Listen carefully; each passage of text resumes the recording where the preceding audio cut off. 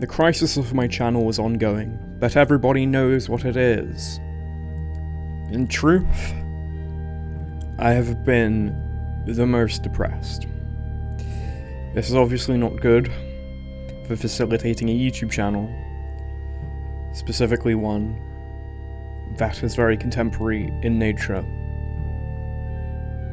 So I think I have to describe why I started this to begin with. I feel like the reason many people start doing anything derivative on YouTube is to potentially create a career for themselves. But that was not for me. The reason I started it was much more of a most psychological project. I had been so terminally alone by the time I just arbitrarily decided to live stream. And certain people liked them enough, like T-Play, that I decided to slowly start streaming more and more, until I met people like Brad and What the Fuck. And I enjoyed live streaming quite a lot. I refused donations, but what I would do, I would help people out. I would forge very strong and important connections. People that I had grown up watching since I was 15 years old, like Tommy C.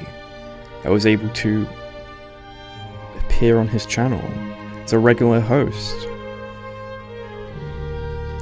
But unfortunately, as many have seen, none of that has continued. The reasons do not bear any responsibility on any of the people I mention. They are because of myself, and because of my own incredibly neurotic character.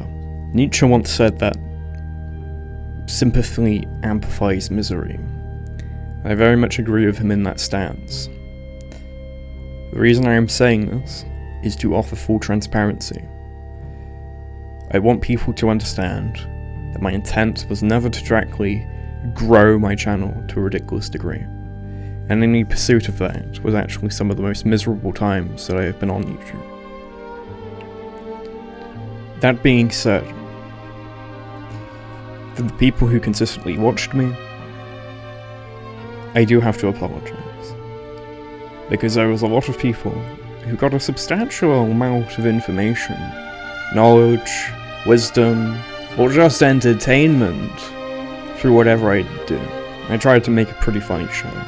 If you were there for it, I think it was good. So why am I making this video? Well, I am the most miserable that I have ever been, and this is a much pressing issue for me. Anyone who has seen the last few KTS can really gauge this, and not only what I would discuss, but my overall candor in discussion. And it is bad to be bleak, but it is what it is, as they say. Unfortunately, I feel like this mire of misery is really matched in this current cultural ephemera, this generation that is treated so unfortunately poor, the generation who are taught to be frightened and ashamed of our own views. But history teaches us one lesson above all others: that situations are never hopeless. The doctrine of despair and the creed of the weak is the philosophy of the broken, the slave morality that Nietzsche utterly condemned. It is not the mark of those who carve their name upon the annals of time. We must remember that we are not passive observers of our own fate, but active agents, authors of our own story. The will to power made manifest in this, we must embrace not only the strength but the transcendental time itself. As ever arose in revolt against the modern world, we are not merely men of flesh, but inheritors of a higher sacred order that this sense of contemporary modernity seeks to destroy.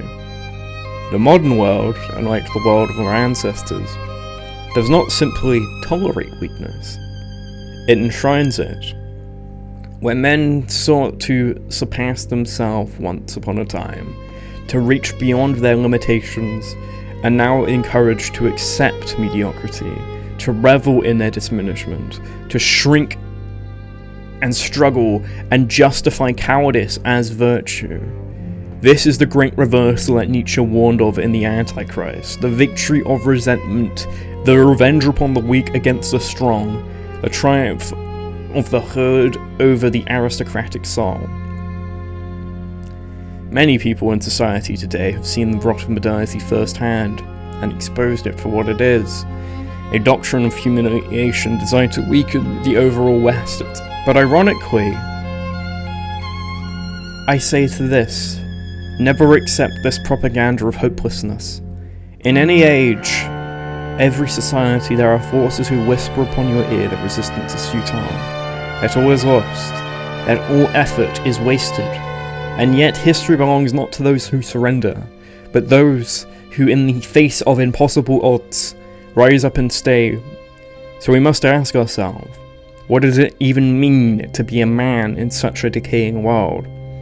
The Greeks saw as a man as being between beast and god, capable of ascension through excellence, of falling into degeneracy.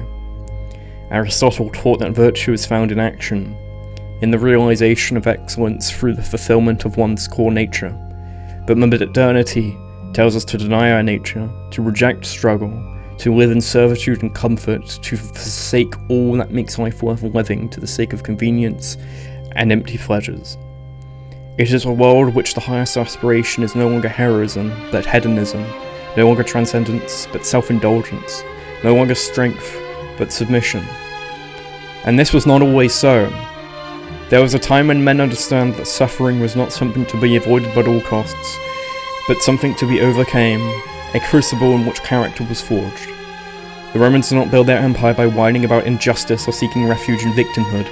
They conquered because they believed in their own destiny, because they had a vision and order and hierarchy, because they knew what they wanted from the world belonged not to those who lamented their fate, but to those who seized it. Today, though, men are told to compromise, to shrink from struggle, to find comfort in mediocrity. We must embrace the principle of Aristotle's arete, the highest potential of man, and reject the weakness that is instilled within us. This is why even people like Evelyn speak of the differentiated man, the one who stands apart from decay in the modern world, who does not submit to moral and spiritual erosion. He is a man who cultivates his own will, who does not shrink from hardship, but welcomes it as a necessary condition for growth. In condition, modernity produces the race of the last man, which is why it's so fundamentally anti-traditional. It seeks not only to weaken, but to erase the very memory of a world where men once strove for something higher, ere replace the sacred with the profane, the noble with the base, the heroic with the pathetic.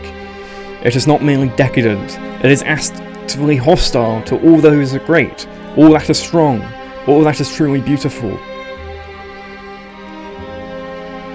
But the spirit of the past is not dead, but it lies dormant, waiting for those with courage to reclaim it. It is the duty of those who possess the fire of ancients to rekindle the flame, to remind the world that history is not yet over, that fate is not yet sealed, that the future is still ours to shape. For situations are never hopeless, only men without them make them so, as there is a natural tendency to kick against the system that is in place. And this sort of politically correct liberalism is an enormous target to be attacked. And it is fun to attack it. And it is life affirming to attack it. And to be chased and opposed by all these po-faced zealots. It's entertaining. And only when the time comes will people be looked to if we remain loyal to this vision of ourselves from the past. I, over the past year and a half, have ultimately betrayed this virtue, and so I will end up going and seeking out. As that's what strength is. Strength is leading someone to a higher power. So I am going to go, but I won't be gone forever. This is a hiatus, and I can never guarantee how long this will be. It'll be as long as I need. Thank you everybody who's helped me out. Obviously, I'd like to thank Noose, being a great co-host over the time, and realistically doing it for little to no reason. Thank you, Mysterious K, for making so much of my art for a very similar sentiment. Thank you, Mike the Bike, for routinely having me on your stream when I was effectively a nobody. Thank you, Sandwich Man, for very personal advice that you've given me over the time. Thank you, Manic the Mechanic, for still considering me your friend after everything, and even your hiatus.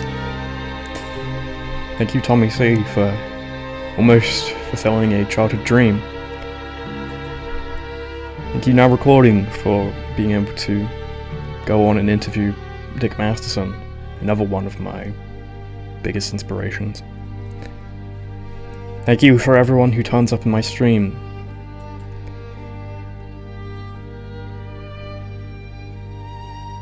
Thank you. Peace out, everybody. I hope it isn't the last time. Thank you.